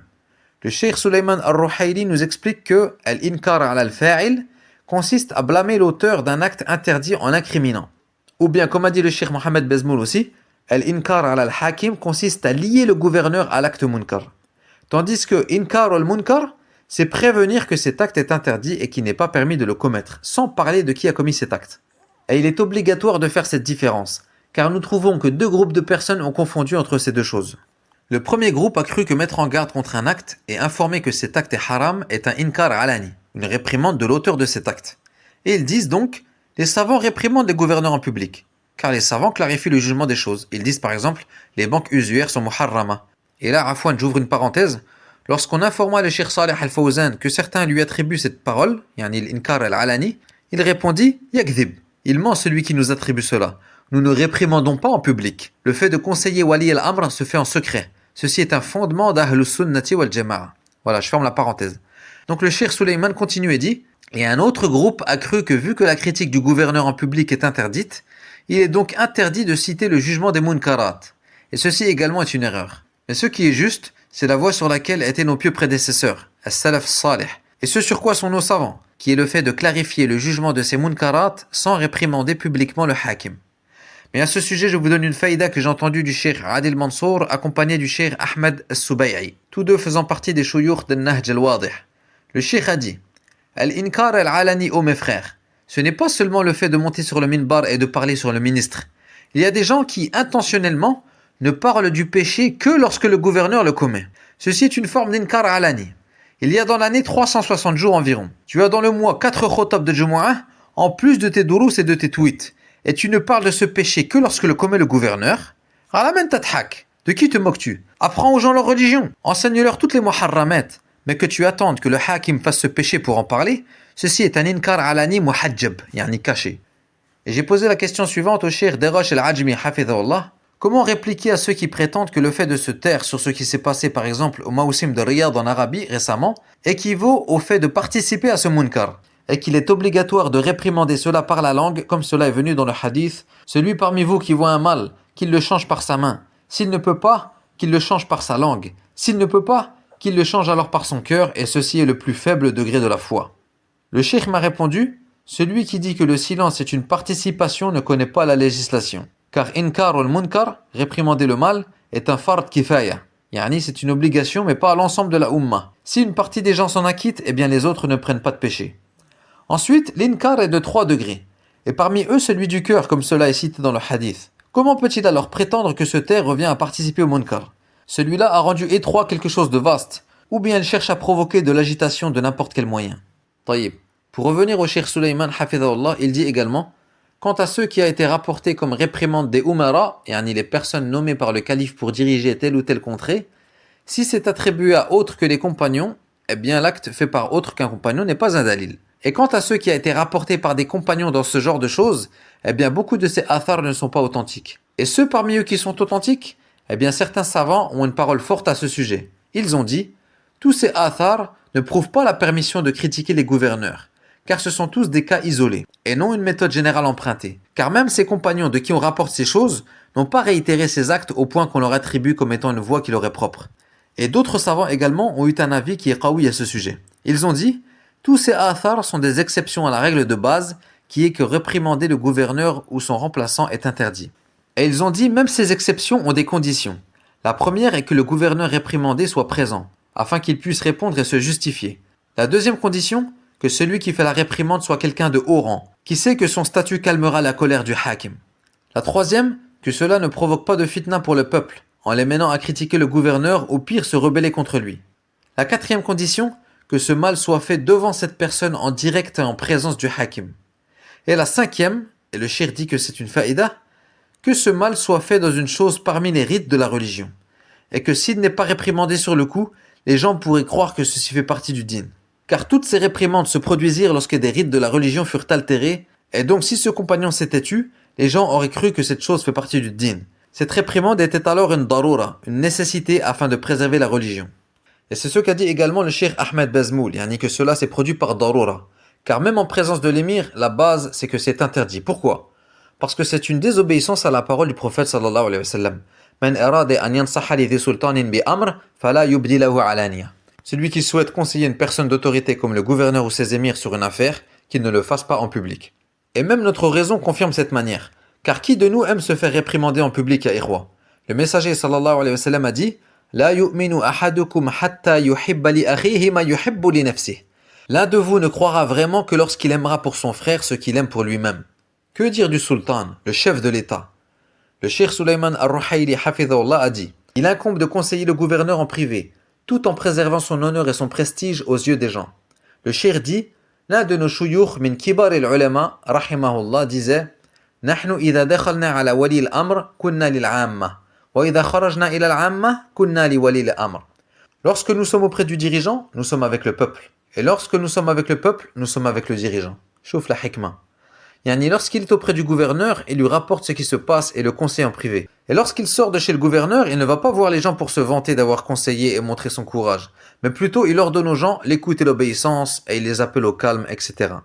Et lorsque Ibn Amir monta sur le minbar vêtu d'un vêtement fin, Abu Bilal al-Khariji se leva et dit « Regardez notre émir, il porte les habits des foussaq, les débauchés. » Abu Bakr radiyallahu anhu lui dit alors « Uskut, tais-toi. J'ai certes entendu le messager d'Allah sallallahu alayhi wa sallam dire « Man ahana sultan Allahi fil ard ahanahu Allah. » Celui qui humilie le sultan d'Allah sur terre, Allah l'humiliera. Pourquoi le cheikh Sulayman a qualifié cet homme, Abu Bilal, de Khariji? Eh bien parce que le premier des Khawarij qui est Dhul Khuwaysira, lam yakhruj ala an-nabi bis-sayf. Il ne s'est pas rebellé contre le prophète avec son épée.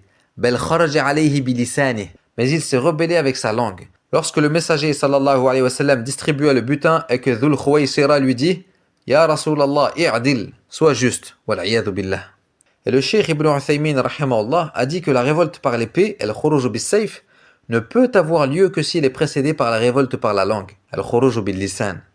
Et en préparant ce cours, je suis tombé sur une perle du cheikh Mohammed Aman al-Jami rahimahullah. Écoutez ça, il a dit « Ne fait pas partie de la hikmah, ni des méthodes de da'wah, de diffamer les dirigeants, ou les insulter, ou les maudire, ou les traiter de tawarit. » Puis il dit « Ces gouverneurs sont tombés dans ce dont ils sont tombés par ignorance, tout comme vous étiez vous aussi ignorants auparavant. Les sauvés demandent donc de la sagesse. Ils ne sont pas pires que Pharaon, et vous n'êtes pas vous meilleurs que Moussa et Haroun alayhim as-salam. Qu'est-ce qu'a dit Allah à Moussa et Haroun? وَقُولَ لَهُ قَوْلًا لَيِّنًا. Et adressez-lui de douces paroles. Alors que c'est Pharaon, adressez donc vous également à ses dirigeants par de douces paroles. Maintenant, le cheikh Khalid Abdurrahman hafidhahullah nous dit certaines personnes disent en effet la nasiha se fait en privé, mais si le gouverneur ne l'accepte pas, ou si le fait de le réprimander en public ne conduit pas à une mafsada, un préjudice, et que la maslaha, yani l'intérêt est plus grand, eh bien pas de mal à le réprimander en public.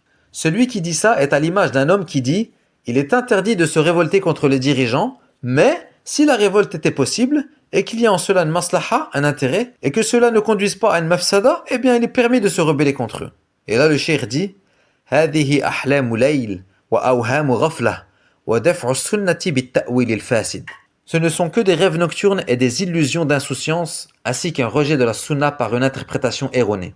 Il dit « Qui est celui qui évalue la maslaha et la mafsada? Si le prophète sallallahu alayhi wa sallam estime qu'il est obligatoire que la réprimande du gouverneur soit faite en secret, eh bien c'est cela la maslaha. Et son contraire est une mafsada. Mais si tu viens toi et tu rejettes le hadith, et tu commences à traiter la chose en estimant toi où sont les intérêts et les préjudices, alors que le hadith t'a certes expliqué et clarifié que la maslaha c'est de le conseiller en secret, et que la mafsada c'est de le faire en public. Le prophète sallallahu alayhi wa sallam a donc tranché, mais tu es venu toi interpréter le hadith et le rejeter par ton interprétation erronée. Comme il se peut que demain un autre vienne et dise la même chose que toi, mais concernant al-khuruj ala wali al-amr, la rébellion contre le gouverneur. Fin de la parole du cheikh. Et pour ceux qui voient la permission de l'inkar al-alani et argumentent par quelques paroles d'un cheikh jordanien qui était un élève du cheikh Muqbil rahimahullah, eh bien voici ce que disait ce cheikh de l'inkar al-alani il y a encore moins de 2 ans. Il a dit, mais en réalité, en termes de mise en pratique, est-il possible de prévoir le préjudice que va causer ta réprimande en public sur le minbar? Cela n'est pas possible. Tu ne peux pas gérer les gens de la masse. Une fois que la fitna éclate, c'est fini. Voilà pourquoi cette restriction, yani d'estimer soi-même la maslaha et la mafsada, est une erreur. Et pas seulement cette restriction, ce jugement en lui-même est une erreur. Et cette restriction n'est d'aucune utilité en vérité. Car tu ne peux pas toi estimer le préjudice la majorité du temps. Il est donc obligatoire de fermer cette porte, car la mafsada est immense, surtout dans l'époque à laquelle nous vivons. Fin de sa parole. Et ikhwa, concernant la shubha, de dire que l'inkar al-alani ala al-hakim mas'alatun far'iyya seulement. Yani une branche, qui ne fait pas partie des usul, car elle n'a pas été citée dans les fondements de la sunna chez les salaf. Le cheikh Sulayman al-Ruhayli hafidhahullah répond le fait qu'un sujet soit une branche n'empêche pas qu'il ne soit pas également un fondement. Ne vois-tu pas qu'Ahlus Sunnah wal Jama'a ont cité l'essuyage sur les chaussons dans les livres de Aqida et les livres de Usul? Car c'est une mas'ala qui fait la différence entre Ahlus Sunnah et Ahlul Bid'ah. Et cette mas'ala, yani la réprimande du hakim en secret, fait partie des fondements. Et même en admettant qu'elle ne fasse pas partie des fondements, eh bien il est connu que c'est une mas'ala qui distingue les salafiyin des hizbiyin. Et il en était ainsi jusqu'à ce que survienne dernièrement une parole de personnes s'affiliant à la sunna, et voilà que certains gens de la sunna se mirent à dire la même chose. Et je ne dis pas que cette mes'ala est un signe prouvant que ceux-là sont des hizbiyoun, mais je dis, depuis que nous avons connu l'appel à Allah, yani depuis l'an 1407 qui correspond à 1987 jusqu'à aujourd'hui, ou plutôt jusqu'à ce qu'apparaisse cette parole dernièrement, eh bien cette mes'ala est connue pour distinguer les hizbiyin des salafiyin, et ceci la rend parmi les fondements. Fin de la parole du cheikh. Donc, ikhwa, les fondements de la sunna ne sont pas restreints comme certains peuvent le penser, mais plutôt à chaque fois que naît une bid'a et qu'elle devient un asl chez les mubtadi'a, eh bien un fondement naît chez Ahl Sunnah en opposition avec cette bid'a. Et en donnant des exemples, le discours devient plus clair. La parole des salafs, Al-Qur'an kalamullah ghayru makhlouq. Le Coran est la parole d'Allah incréée. Eh bien les sahaba radiyallahu anhum n'ont jamais employé cette parole. Yani préciser que le Coran est incréé. C'est seulement à l'époque de l'imam Ahmed rahimallah, lorsque cette bid'a a apparu, le fait de dire que le Coran est créé, que Ahlus Sunnah se mirent à utiliser cette expression dans leurs livres, et elle devint un fondement. Comme a dit l'imam Ahmed dans Usul Sunnah, wal Qur'anu kalamullah wa laysa bi makhlouq. Taïb, mas'ala. Est-il permis de critiquer un autre gouverneur musulman que celui de ton pays? Al-Sheikh Adil Mansour nous dit, parmi ceux qu'ont écrit les partisans de ces groupes déviants, ils ont dit, il t'est permis de critiquer le dirigeant d'un autre pays musulman et de le réprimander en public. Mais toi, tu ne le fais pas avec le hakim de ton pays. Et celui qui vit dans l'autre pays musulman, il lui est permis de parler sur le gouverneur de ton pays à toi, mais pas de critiquer le sien. Puis le cheikh dit, est-ce que le sunnite a atteint un tel degré d'insouciance? Ils font donc ainsi tomber aux yeux des gens de la masse tous les hukkam en les critiquant publiquement. Alors que le prophète sallallahu alayhi wa sallam a dit, celui qui souhaite conseiller the sultan, une personne d'autorité, qu'il ne le fasse pas en public. Et le gouverneur de cet autre état possède l'autorité sur les gens de son pays. Donc ceci n'est pas permis. Fin de la parole du cheikh. Bon, pourquoi depuis le début du dars, je vous ai cité plusieurs fois les dates de ces paroles de savants? Réponse, pour que tout le monde comprenne que cette mas'ala fait partie des musallamat chez les salafiyin. C'est quelque chose d'acquis. Wa min usuli ahli sunnah. Wallahi, il y a seulement 5 ans en arrière, si je disais à un frère salafi qu'il est permis sous certaines conditions de réprimander le gouverneur en son absence, il va tout de suite douter sur mon manhaj. Mais depuis peu, malheureusement, on est en train de revenir sur ces acquis. Pire, aujourd'hui, on doit se mettre à faire da'wa, non pas aux gens de la masse, mais à certains salafiyin sur cette mas'ala. Donc, akhan al-fadil, kun salafiyan ala al-jadda, sois salafi comme il se doit, et reste ferme sur ce manhaj. On ne te demande pas de faire du torn sur un tel ou un tel, mais juste reconnais le haqq et reconnais le batil. Si un savant connu pour être sur la sunna se trompe, yuraddu khata'uh wa tuhfadhu karamatuh. On rejette son erreur tout en préservant son honneur. On ne fait pas tomber un savant salafi pour une erreur. Sinon, on ne prendrait plus de l'imam Abu Hanifa, de Nawawi, de Shawkani et d'autres. Et ça, c'est la voie de la Haddadiyya. Et dans le cas où ce savant multiplie les erreurs et se fait conseiller, et que les autres savants lui montrent les preuves, mais qu'il s'entête et peut-être même s'enfle d'orgueil, à ce moment-là, les ulama étudient son cas et regardent où est la maslaha. Si cette personne a plus de bien que de mal. S'il ne contredit pas Ahl Sunnah dans la base de la da'wa, comme le tawhid, etc. Le Cheikh Saleh al-Sheikh a une parole bénéfique sur ce sujet qui s'appelle Mura'atul maslaha fima yata'allaqu bi akhta'il ulama. Kalam jamil jiddan. Pour ceux qui ont l'arabe, je vous invite à l'écouter. El-Muhim, il y a donc une différence entre le fait de faire tomber un savant et le fait de clarifier ses erreurs. Et depuis des siècles, les savants se répondent les uns les autres sur des masaïl, et parfois même avec dureté. Comme l'ont fait par exemple le Cheikh Mohamed Aman al-Jami et le Cheikh Hamoud Atwijiri dans leur réplique au Cheikh al-Albani rahimallahu al-Jami'. Puis ils se rencontrent et se prennent dans les bras normaux comme si de rien n'était, comme des meilleurs amis. Et wallahi ya ikhwa, il y a dans ces anecdotes des leçons à tirer pour nous, surtout dans l'adab. Une fois le Cheikh Hamoud Atwijiri rahimahullah a écrit une risala en réponse à une erreur du Cheikh al-Salih Mohammed ibn Salih ibn Uthaymin rahimahullah, qui s'était trompé sur une mas'ala dans la aqida. Donc le Cheikh Hamoud lui répliqua, sans citer son nom, et il lut même sa risala à l'imam Ibn Baz, rahimahullah, qui la valida et écrivit une préface pour le livre. Le Cheikh Ibn Uthaymin entendit parler de cette réplique avant qu'elle ne soit propagée. Il demanda alors au Cheikh Ibn Baz de lui envoyer une copie. Il l'a lu, et là écoutez bien, qu'est-ce qu'a fait le Cheikh Ibn Uthaymin? Est-ce qu'il s'est enflé d'orgueil? Est-ce qu'il a cherché à argumenter et répliquer à son tour? Pas du tout. Il a lu, il a reconnu le haqq, et il écrivit une préface à son tour, dans laquelle il fit les éloges du livre et en confirma la totalité, et demanda qu'elle soit ajoutée au livre. Oui, vous avez bien compris, le cheikh a fait la préface du livre dans lequel on lui réplique. هذه أخلاق العلماء يا إخوة. وَالْحَقُّ أَحَقُّ أَنْ يُتَّبَعْ. Donc, أخي الفاضل, إياك والتعصب.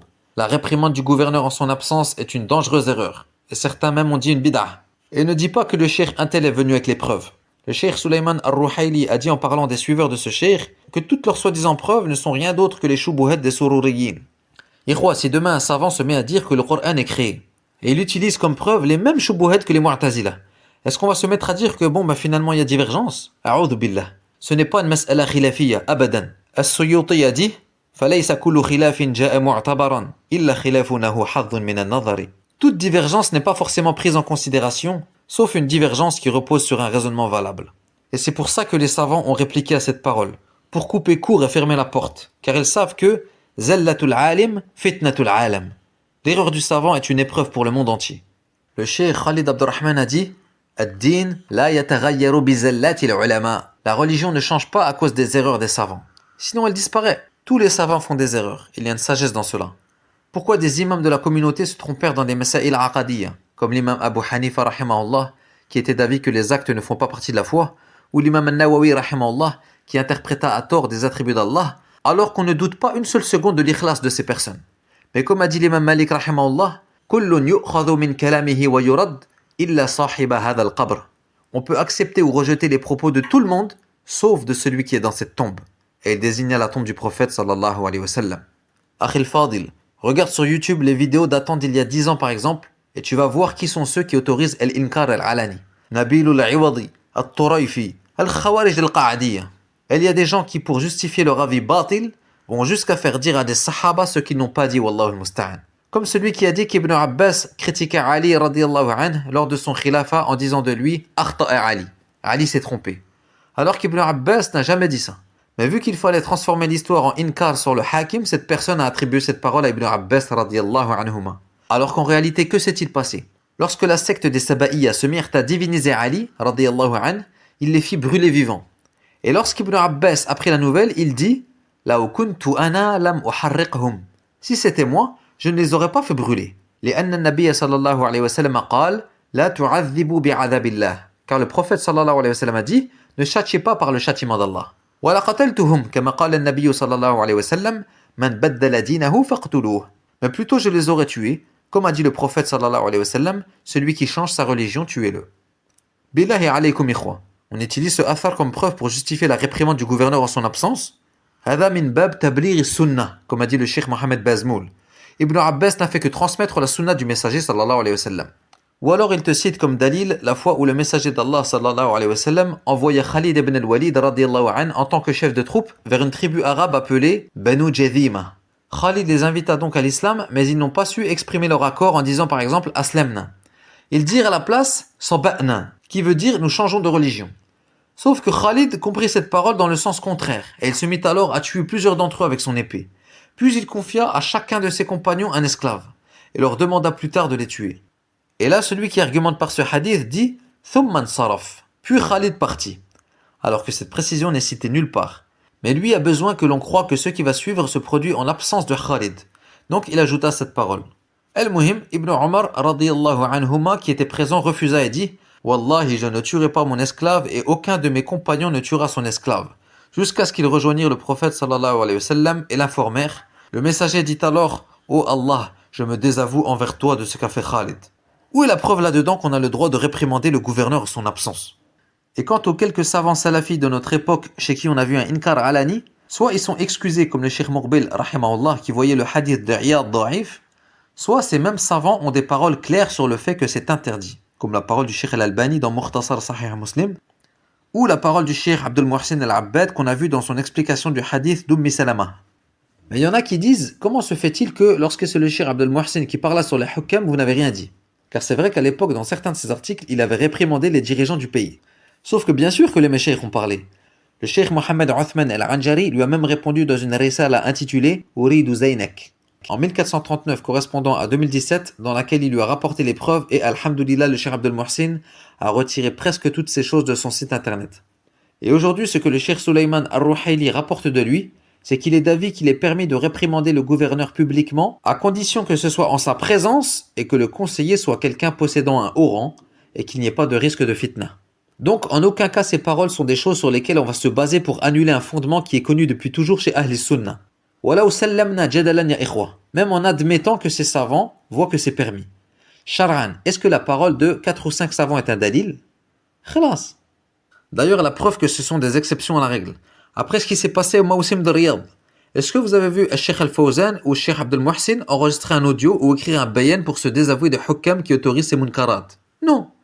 Ahlul Bida', oui. Le vendredi suivant, sur le minbar, ils se sont défoulés en critiquant As-Su'adiyya et en dénigrant les savants qui soi-disant ne condamnent pas le blâmable. Et pourquoi laissent-ils se dérouler des concerts dans tel ou tel endroit? Le Cheikh Ibrahim Al-Muhaymid Hafidhahullah a dit: ceux qui disent cela sont ignorants et égarés. Pourquoi? Car les savants n'ont pas la capacité d'interdire ces choses. Est-ce qu'un savant comme Cheikh Ibn Baz ou Cheikh Ibn Uthaymin ou Al-Fawzan doit délaisser ses assises de science pour sortir interdire les munkarat? Le savant Aslan n'a pas d'autorité sur le gouverneur. Tout ce qu'il peut faire, c'est le conseiller en privé. S'il accepte de lui, alhamdulillah, et s'il n'accepte pas, eh bien il aura fait ce qui lui incombe et sa responsabilité ne dépasse pas ce stade. Donc, ô vous mes frères, accrochez-vous au Coran et à la Sunna selon la compréhension des salafs. Et comme il fut dit, وَكُلُّ خَيْرٍ فِي اتِّبَاعِ مَنْ سَلَفْ وَكُلُّ شَرٍ فِي ابْتِدَاعِ مَنْ خَلَفْ. Tout bien réside dans le suivi de ceux qui ont précédé, et tout mal réside dans l'innovation de ceux qui ont succédé. Et gare à vous de vous fanatiser pour un tel ou un tel. Et comme il fut dit, وقول أعلم الهدى لا يعمل بقولنا بدون نص ينقل فيه دليل الأخذ بالحديث وذاك في القديم والحديث. Et celui pour qui cette mas'ala est claire et qui se demande pourquoi je passe autant de temps à la clarifier, eh bien qu'il remercie Allah tabaraka wa ta'ala, car tout le monde n'est pas dans son cas. Et je conclus, ikhwa, avec une nasiha du Cheikh Ahmed Bazmoul hafidhahullah, que j'ai déjà cité en partie dans le ders précédent. Il a dit: mes frères, je me recommande ainsi qu'à vous, premièrement, de connaître la vérité et de s'y accrocher. La réprimande en public du gouverneur est une erreur. L'écoute et l'obéissance au gouverneur, c'est cela la base, dans ce qui n'est pas une désobéissance à Allah. Et le fait de critiquer le hakim fait partie de la voie des khawarij. Ceci est une erreur. Accroche-toi au haqq, mais sans te mêler au point de secourir un tel ou un tel, ou de critiquer un tel ou un tel. Délaissez cela, car cela n'est pas votre affaire. Ce n'est l'affaire que de certains savants qui parleront s'ils voient un intérêt dans le fait de parler, ou qui se tairont s'ils voient un intérêt à se taire. Fin de sa parole. نسأل الله جل وعلا بأسمائه الحسنى وصفاته العلى أن يرزقنا العلم النافع والعمل الصالح وأن يوفقنا لما يحبه ويرضاه. اللهم آمنا في أوطاننا وأصلح أئمتنا وولاة أمورنا. اللهم وفق حكام المسلمين لما فيه صلاح البلاد والعباد. اللهم أصلح ذات بيننا وألف بين قلوبنا واهدنا سبل السلام وأخرجنا من الظلمات إلى النور وأعذنا من الفتن ما ظاهر منها وما بطن. اللهم تقبل توبتنا واغسل حوبتنا وأجب دعوتنا وثبت حجتنا واهد قلوبنا وسدد ألسنتنا. اللهم يا مقلب القلوب ثبت قلوبنا على دينك. اللهم مصرف القلوب صرف قلوبنا على طاعتك. وسبحانك اللهم وبحمدك أشهد أن لا إله إلا أنت أستغفرك وأتوب إليك. وصلى الله على نبينا محمد وعلى آله وصحبه أجمعين.